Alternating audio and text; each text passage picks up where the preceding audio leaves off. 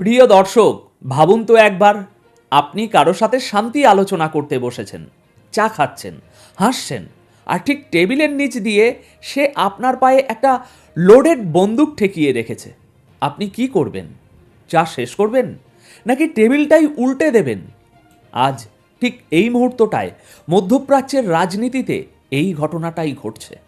একদিকে ওমানে আমেরিকা আর ইরানের টপ সিক্রেট মিটিং শেষ হয়েছে, আর ঠিক তার পরপরই ডোনাল্ড ট্রাম্প এমন একটা কাগজে সই করলেন যেটা শুধু ইরান নয়, পুরো বিশ্ব বাণিজ্যের মেরুদণ্ড ভেঙে দিতে পারে।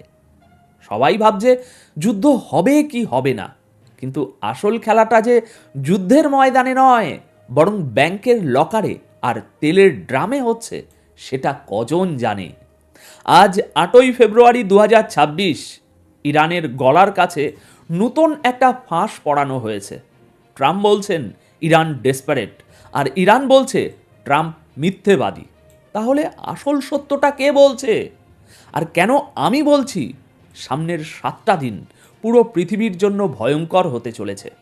আজকের প্রথম বড় ব্রেকিং, আলোচনার টেবিলে বন্দুক। ডোনাল্ড ট্রাম্প ইরানের উপর নতুন করে একটা ভয়াবহ ট্যারিফ অস্ত্র প্রয়োগ করেছেন। সোজা কথা, ইরানের সাথে যেই ব্যবসা করবে তাকেই 25% এক্সট্রা ট্যাক্স দিতে হবে। অর্থাৎ মারব ইরানকে, কিন্তু ব্যথা পাবে চীন আর রাশিয়া। দ্বিতীয় খবর, যা অত্যন্ত ইন্টারেস্টিং, সাইকোলজিক্যাল ওয়ারফেয়ার। ট্রাম্প দাবি করছেন ইরান নাকি ডিল করার জন্য ছটপট ছটপট করছে, তারা বেতাব হয়ে আছে। কিন্তু ইরান পাল্টা ট্রাম্পকে মুখের উপর মিথ্যেবাদী বলে দিয়েছে। আসলে কে চাপে আছে, আমেরিকা নাকি ইরান? তৃতীয় এবং অত্যন্ত গুরুত্বপূর্ণ বিষয় হলো রেড লাইন। ইরান সাফ জানিয়ে দিয়েছে, বোমা বানাবো না ঠিকই, কিন্তু ইউরেনিয়াম সমৃদ্ধ করাও থামাবো না। আমেরিকা বলছে এটাই মানব না। এই দুই নায়ের মাঝখানে কি যুদ্ধের বারুদ লুকিয়ে আছে, নাকি তলে তলে অন্য কোনো ডিল পেকে গেছে? চলুন আর দেরি না করে মূল বিশ্লেষণে যাওয়া যাক। দর্শক, প্রথমেই আসি সেই খবরটায় যেটা গতকাল রাত থেকে বিশ্ব অর্থনীতির ঘুম হারাম করে দিয়েছে। ওমানে যখন আলোচনা শেষ হলো, মানে ধরে নিন একটা ভালো পরিবেশে চা বিস্কুট খাওয়া হয়েছে, ঠিক সেই দিনই আলোচনা শেষ হওয়ার পরপরই ডোনাল্ড ট্রাম্প প্রেসার কুকারের বাটনটা টিপে দিলেন। ট্রাম্প একটা নতুন এক্সিকিউটিভ অর্ডারে সই করেছেন। এতে কি লেখা আছে জানেন? এতে লেখা আছে আমেরিকা এখন থেকে ইরানের উপর তো বটেই, যারা ইরানের সাথে ব্যবসা করবে তাদের উপরেও সেকেন্ডারি স্যাংশন বা দ্বিতীয় পর্যায়ের নিষেধাজ্ঞা চাপাতে পারবে। ব্যাপারটা একটু সহজ বাংলায় বুঝুন। ধরুন আপনি আমার শত্রু, আমি আপনাকে তো মারবই, কিন্তু আমার পাড়ার কেউ যদি আপনার দোকান থেকে চাল ডাল আলু কলা মূলো কোনো কিছু কেনে, আমি তাকেও পেটাবো। এটাকে বলে সেকেন্ডারি প্রেশার। অর্ডারে বলা হয়েছে 25% ট্যারিফ, অর্থাৎ 100 টাকার মাল কিনলে 125 টাকা দিতে হবে।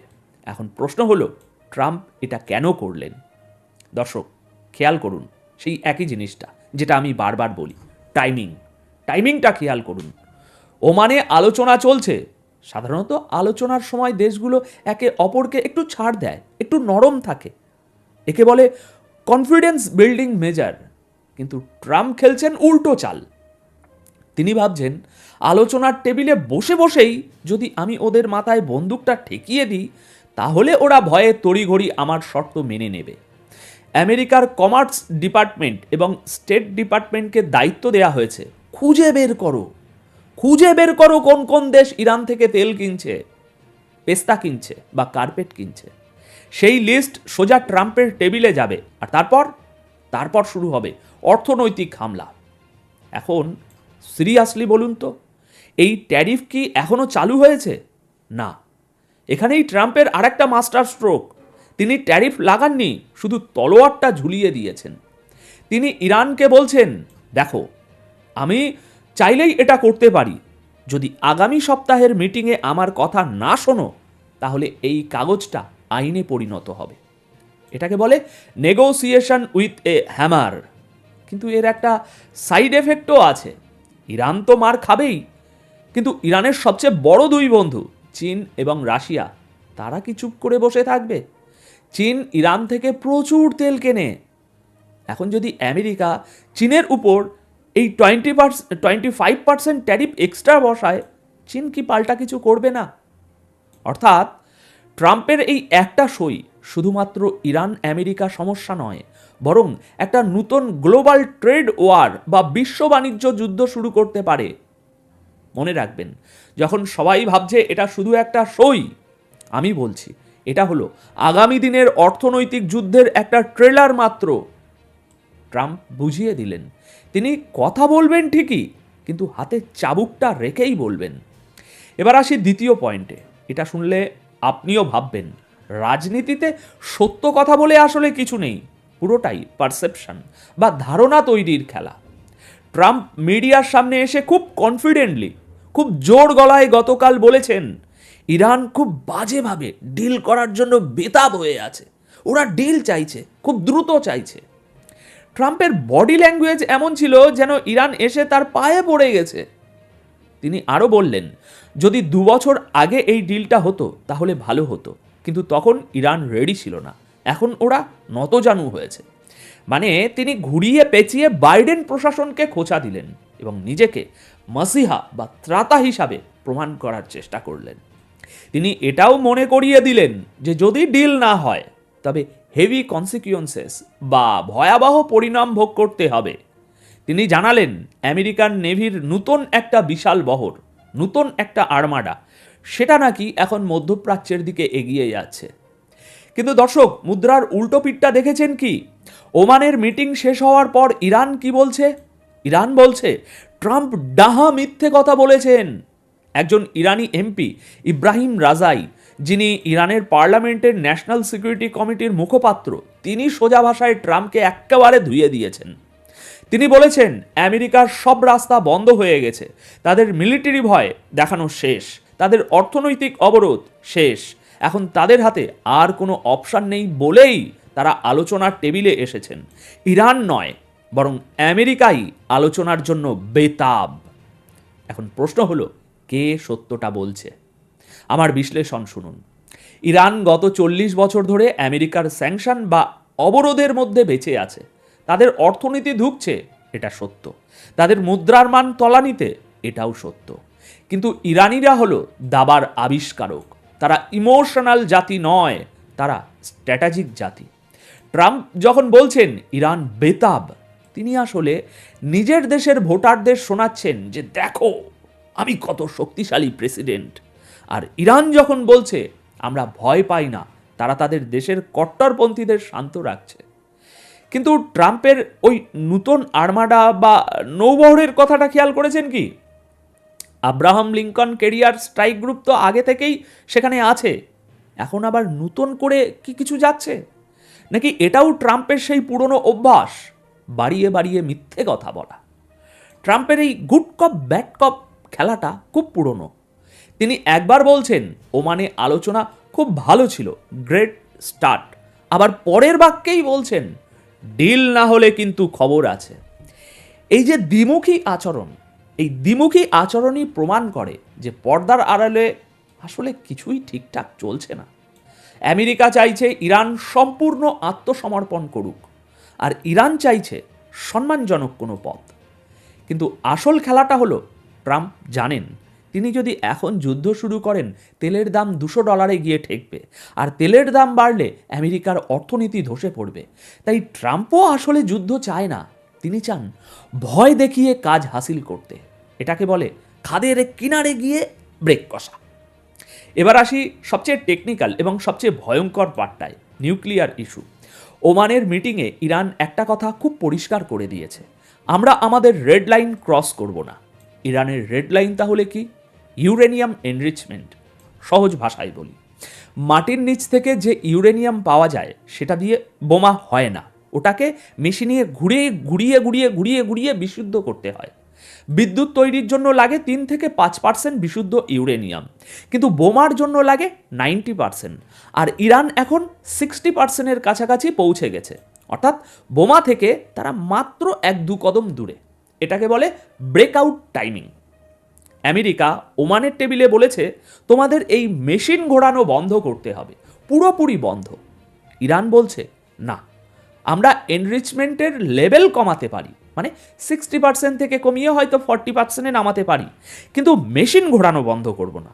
এই প্রযুক্তি আমাদের অধিকার। ইরানি এমপি ইব্রাহিম রাজাই বলেছেন আমেরিকানদের শেষমেশ আমাদের শর্তেই রাজি হতে হবে। দর্শক, সমীকরণটা কিন্তু এত সহজ নয়। ইসরায়েল কিন্তু এখানে একটা বড় ফ্যাক্টর। ট্রাম্পের উপর ইসরায়েলের প্রচণ্ড চাপ আছে। ইসরায়েল বলছে ইরানকে কোনো ছাড় দেওয়া যাবে না, ওদের মেশিন পুরোপুরি ভেঙে ফেলতে হবে। এখন ইরান যদি বলে আমরা থামবো না, আর ট্রাম্প যদি বলেন থামতেই হবে, তাহলে মাঝখানের রাস্তাটা কি? এখানেই কূটনৈতিকরা, বাঘা বাঘা কূটনৈতিকরা গোলক ধাঁধায় পড়ে যাচ্ছেন। আমেরিকা চাইছে ইরান আগামী সপ্তাহের মিটিংয়ে কোনো একটা ছাড় নিয়ে আসুক, কিন্তু একজন ইসরায়েলি অফিসিয়াল লিক করেছেন যে বড় কোনো ডিলের আশা খুব কম। কেন কম? কারণ বিশ্বাসের অভাব। ইরান বলছে আমরা 2015 সালে ডিল করেছিলাম, তোমরাই মানে ট্রাম্প সেটা ভেঙেছিলে। এখন আবার ডিল করলে যে 6 মাস পর ভাঙবে না, তার গ্যারেন্টি কি? এই গ্যারেন্টি ট্রাম্প দিতে পারবেন না, কারণ আমেরিকান রাজনীতি এখন এতটাই অস্থির, যা আজ সত্য কাল তা মিথ্যে। তাই ইরান এখন ক্যাশ পেমেন্ট চাইছে, মানে আগে স্যাংশন তোলো, তারপর আমরা মেশিন স্লো করব। আর ট্রাম্প চাইছেন ক্রেডিট, আগে মেশিন বন্ধ করো, তারপর ভাববো স্যাংশন তুলব কিনা। এই আগে কে করবে, এই ইগো বা জেদটাই এখন মধ্যপ্রাচ্যকে বারুদের স্তূপের উপর বসিয়ে রেখেছে। দর্শক, এবার আপনাদের সাথে একটু বন্ধুর মতো কথা বলি। আমি দায়িত্ব নিয়ে আপনাদের জানাচ্ছি, এই মুহূর্তে এখনো পর্যন্ত আমেরিকা বা ইরানের মধ্যে কোনো যুদ্ধ শুরু হয়নি, কেউ কারোর ওপর বোমা ফেলেনি। ওমানে আলোচনা হয়েছে, শেষ হয়নি। আগামী সপ্তাহে আবার আলোচনা হবে। এই মুহূর্তে কাইনেটিক ওয়ার বা অস্ত্রের যুদ্ধ হচ্ছে না, যা হচ্ছে তা হলো ইকোনমিক ওয়ার বা অর্থনৈতিক যুদ্ধ এবং স্নায়ু যুদ্ধ। ট্রাম্পের হুমকি, ইরানের পাল্টা হুঙ্কার, এগুলো সবই নেগোসিয়েশন টেবিলের দর কষাকষি। অনেকটা ওই আমরা যেমন বাজারে গিয়ে মাছ দরাদরি করি ওরকম। বিক্রেতা 1000 টাকা চাইবে, আপনি 500 বলবেন, শেষমেশ 700 টাকায় রফা হবে। এখানেও তাই হচ্ছে। তবে এখানে কারেন্সি টাকা নয়, কারেন্সি হলো ইউরেনিয়াম আর স্যাংশন। তাই বেশি উত্তেজিত হবেন না। পরিস্থিতি উত্তপ্ত, কিন্তু এখনও নিয়ন্ত্রণের বাইরে যায়নি। আগামী সপ্তাহটা অত্যন্ত, আমি আবারও বলছি, অত্যন্ত ক্রিটিক্যাল। ওমানে যদি দ্বিতীয় দফার মিটিং ফেল করে আর ট্রাম্প যদি সত্যি সত্যি ওই 25% ট্যারিফ কার্যকর করে দেন, তাহলে আমরা এক নতুন জিওপলিটিক্যাল ঝড়ের মুখোমুখি হব। আমার ব্যক্তিগত মতামত জানতে চান? আমি মনে করি ট্রাম্প একজন ব্যবসায়ী, তিনি যুদ্ধ চান না, তিনি ডিল চান। কিন্তু সেই ডিলটা তিনি নিজের ইগো স্যাটিসফাই করাতে চান। আর ইরান শুধু টিকে থাকতে চায়। এখন প্রশ্ন হলো, আপনার কি মনে হয়, ইরান কি শেষ পর্যন্ত ট্রাম্পের এই ট্যারিফের চাপে নতি স্বীকার করবে, নাকি তারা তাদের পারমাণবিক কর্মসূচি চালিয়ে গিয়ে আমেরিকাকে যুদ্ধের চ্যালেঞ্জ জানাবে? নিচে কমেন্ট বক্সে আমাকে জানান। আমি আপনাদের মতামত পড়তে খুব ভালোবাসি। দেখি আপনাদের জিওপলিটিক্যাল সেন্স কি বলে। আর ভিডিওটা যদি আপনাদের পছন্দ হয়ে থাকে তাহলে প্লিজ একটা লাইক দেবেন এবং কমেন্ট বক্সে আপনাদের মতামত অবশ্যই জানিয়ে যাবেন। তাহলে দেখা হচ্ছে পরবর্তী ভিডিওতে নতুন কোনো আপডেট নিয়ে। ততক্ষণ পর্যন্ত চোখ খোলা রাখুন, কারণ পৃথিবীটা কিন্তু মোটেও শান্ত নেই। ধন্যবাদ আপনাদের সকলকে।